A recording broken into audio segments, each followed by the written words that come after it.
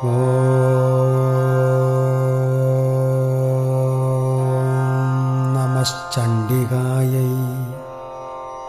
ശ്രീദേവി മാഹാത്മ്യം. പ്രഥമചരിതം പ്രഥമോധ്യായഃ. മധുകൈടഭവധവർണ്ണനം.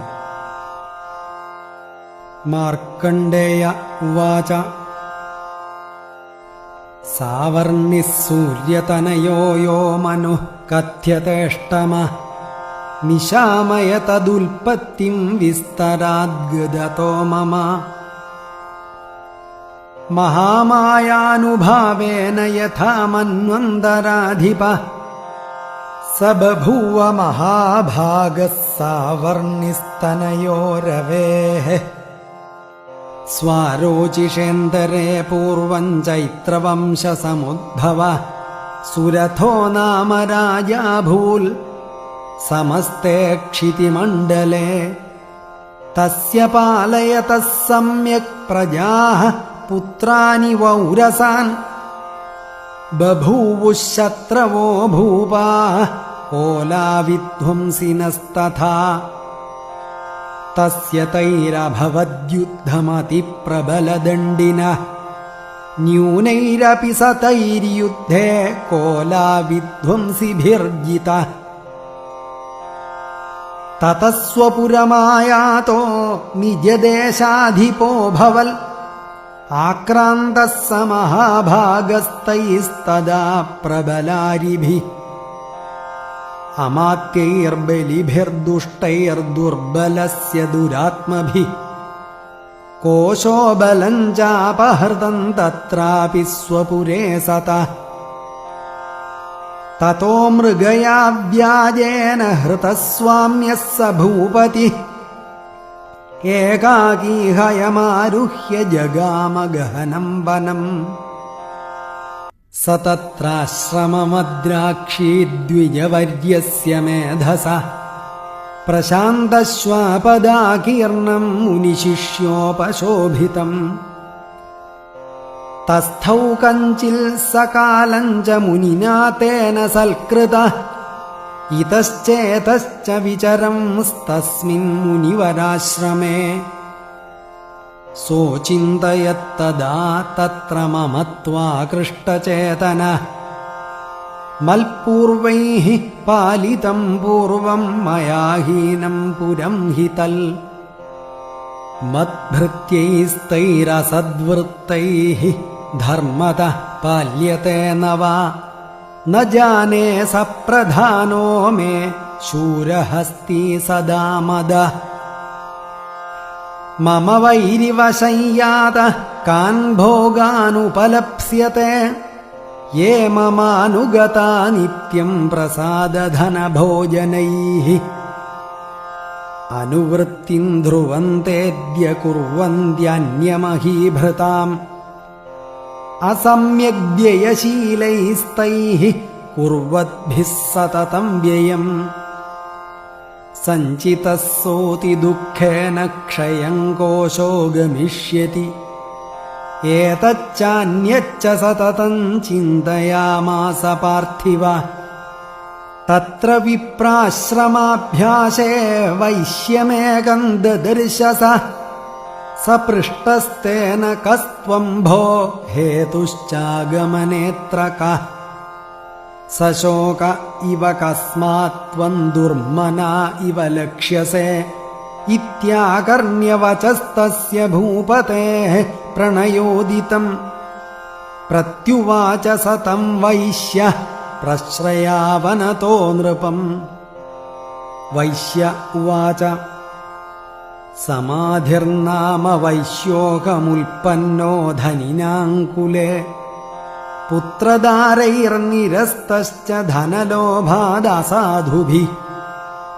വിഹീനസ്വജനൈർദാരൈഃ പുത്രൈരാദായ മേ ധനം. വനമഭ്യാഗതോ ദുഃഖീ നിരസ്തശ്ചാപ്തബന്ധുഭിഃ.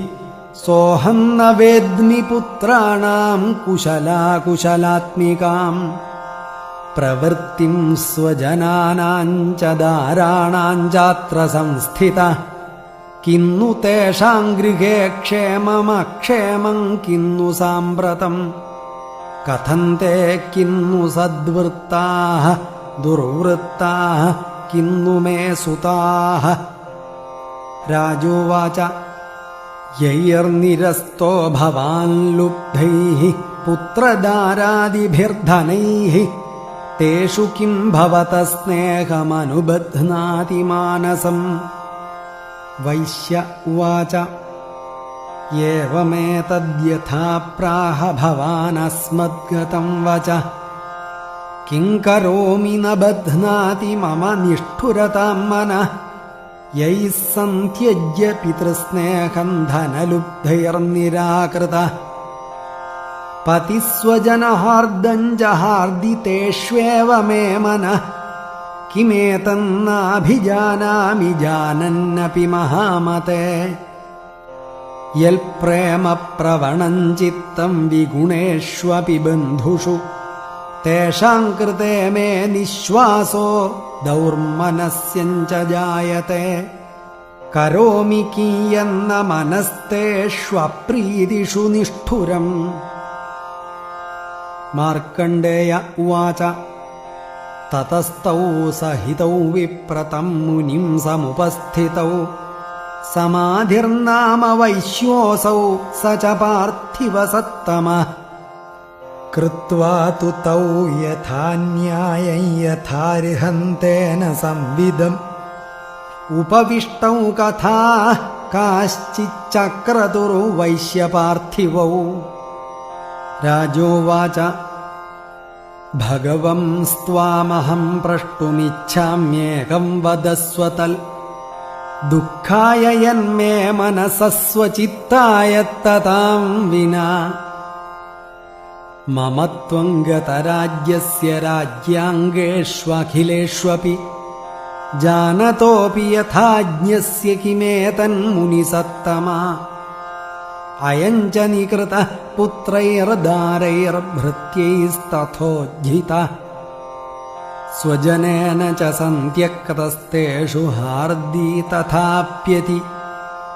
ഏവമേഷ തഥാഹം ജദ്വാവപ്യത്യന്തദുഃഖിതൗ ദൃഷ്ടദോഷേऽപി വിഷയേ മമ ത്വാകൃഷ്ടമാനസൗ.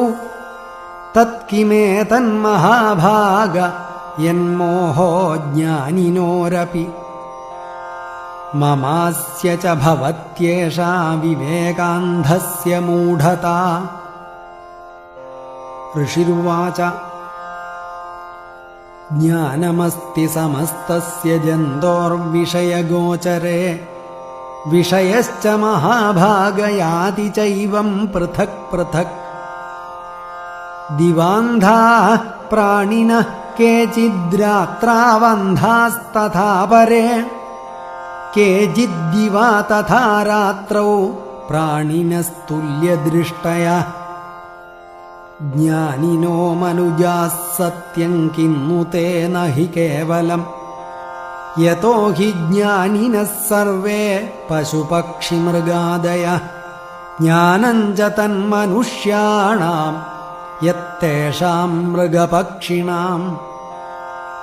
മനുഷ്യാണാം ച യത്തേഷാം തുല്യമന്യത്തഥോഭയോഃ. ജ്ഞാനേപി സതി പശ്യൈതാൻ പതംഗാം ഛാവചഞ്ചുഷു. കണമോക്ഷാദൃതാൻ മോഹാൽ പീഡ്യമാനാനപി ക്ഷുധാ.